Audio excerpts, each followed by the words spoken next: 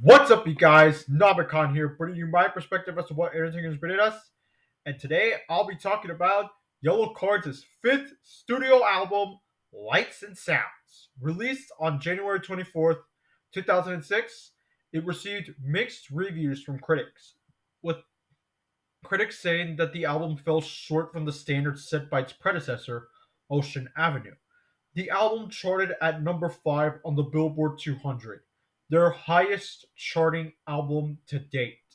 This album is certified gold, selling over 500,000 copies in the US alone, which is seen as a disappointment because Ocean Avenue was certified platinum.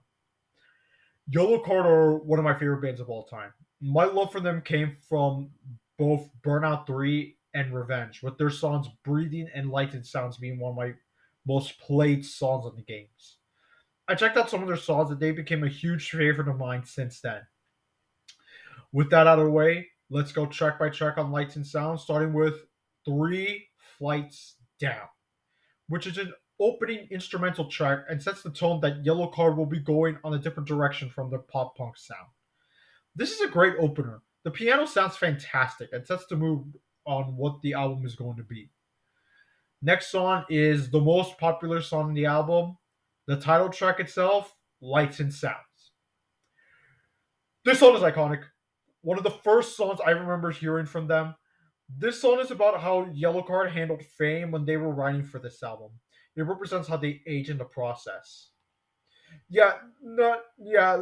I'm not gonna mince words. This song is a fucking classic, hailed as one of Yellowcard's signature songs, with the song being loud, bombastic, and Ryan sounding absolutely fantastic on the vocals, especially the bridge. That section is absolute peak. The next song is called "Down on My Head." Instrumentally wise, this song goes on a alternative rock direction instead of a pop punk sound. But they did a great job on keeping on this track, keeping the same energy that they are known for in other songs. Lyrically wise, it's more introspective, feeling the pressure on what the world expects from you. It's a beautiful song, a top three favorite of mine from the album. The next song is called "Sure Thing Falling." This is another song that I really like from this album. This song is about Ryan experiencing many events in his life and finding out that his happiness couldn't last very long. He dreams and writes about stories that could potentially happen in his life. It's a fascinating song to me. The next song is called City of Devils. This song is about how Ryan Key, the lead singer of Yellowcard, feels about Los Angeles. Instead of being the city of angels, it's the city of devils because it's full of double crossers and evil people. Ryan simply felt like he didn't belong there. The next song is called Rough Landing Holly, which was released as the second single for the album. This one is awesome. It comes back from the pop punk sound. Lights and Sounds is a concept album, and this song stars a character named Hollywood, created by the band. The character symbolizes the band's hatred for Los Angeles, and Ryan exemplifies her as a character that you either love or hate. The next song is called 2 Weeks from 20. This is an anti war song. It's about George Bush sending as many soldiers as possible for the Iraq war at the time. No one liked that idea. No one still likes that idea. Many people died from that useless war. It was all thanks to George Bush. This song is about a fictional character named Jimmy who went to the war and was found out dead over there. He was 2 weeks from turning 20. This guy is basically fresh out of high school. These were the people that Bush sent out and brought at Afghanistan. It was horrible. A disgrace. This is a top three song for me on this album. Yeah, it's one of the more slower songs, but goddamn, the lyrics hit hard. The next song is called "Waiting Game." This is another song that I go back to pretty frequently. It's a it's a favorite of mine because it mixes their pop punk sounds while mixing alt rock with the addition of an orchestra in the background. Really like this track. The next song is called Martin Sheen or JFK. This album was produced by Neil Averin. He produced many iconic albums such as Sticks and Stones from Newfound Glory, from Under the Court Tree from Fall Out Boy, Minutes to Midnight from Linkin Park, and Indestructible from Disturbed. So he has a so this dude has a pretty good resume. Yeah, it's yeah, and his production style really excels on this album. The next song is called Space Travel. This song is about this song is about missing a girl, but at the same time you realize that you lost yourself in loving or trying to be with a girl. But you go to a quote unquote space to find yourself. I feel like it's a pretty good song. It's a lot more, it's a more introspective song. The next song is called Gray. Gray is a Gray is another song that I go back to pretty frequently. It's a song that I like a lot. The next two songs are Words, Hands, and Hearts, which is about reminiscing about which is about the tragedy that is the 9/11, and How I Go, which features one of the Dixie Chicks, Madison Maines, which is very cool. The lead singer of the Dixie Chicks. So yeah, it's crazy to think that one of the Dixie Chicks was involved the in Yellow Card. It's really cool. The last song is called Hollywood Die. Right. Let me rephrase that on the Dixie Chick singer. It's Natalie Maines, not Madison Maines. My mistake. So but anyways, the last song is called Hollywood Died.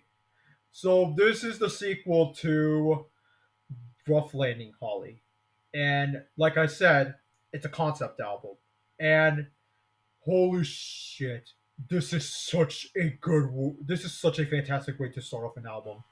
So this is a continuation of the album's storyline. In the band once again brings their fictional lead Hollywood in time to kill her off. The song bears some musical elements from the previous track, Rough Landing Holly. The song's finale is a full band reprise of the opening instrumental Three Flights Up with a orchestral accompaniment, serving as an epic closing to the album. And Ryan Key has stated that Holly became this person on the record who appears in a lot of the songs. And at times you love her, and at times you hate her. And at times she's good to you, and sometimes she's bad.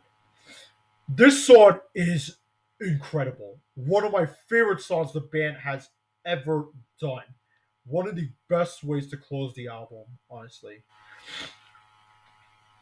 And I can't leave off the two bonus tracks, which is Three Flights Down and Gibson Curses. Three Flights Down. I feel like it could have. I feel like it could have been a closing. I feel like it could have been a pretty good closing segment to Lights and Sounds, since the song is called Three Flights Down, and it does feel like a a reflective song of sorts. But that's just me. It's an acoustic ballad. So I feel like if it were in the album, it would have been a good closer. And the last song, Gifts and Curses, was used for Spider-Man 2. A great song, but I don't blame them for not putting the song in the album, because tonally wise, it is completely different. It's a pop punk song, but I feel like it could fit greatly in Paper Walls. So yeah, Lights and Sounds is a great album from Yellowcard. I feel like this album does not get enough credit for. Yeah, I do appreciate Yellowcard for going on a completely different direction after the huge success and popularity that was Ocean Avenue. They It just feel like they were willing to take risks, and I do applaud them for that. And with that out of the way, this album gets a 4.5 out of 5. So, what do you guys think of Lights and Sounds by Yellowcard? Did you like it? Did Did you hate it? Let me know in the comments down below. Make sure to subscribe to my channel if you haven't, and follow my Instagram, Letterboxd, and Backlog down in the description down below. You can also join my Discord server, also down in the description down below. Anyways, this is Namicon, and I'll see you next time. And if you want to listen to the out to lights and sounds, I'll put the link in the description down below. With that out of the way, see you guys next time.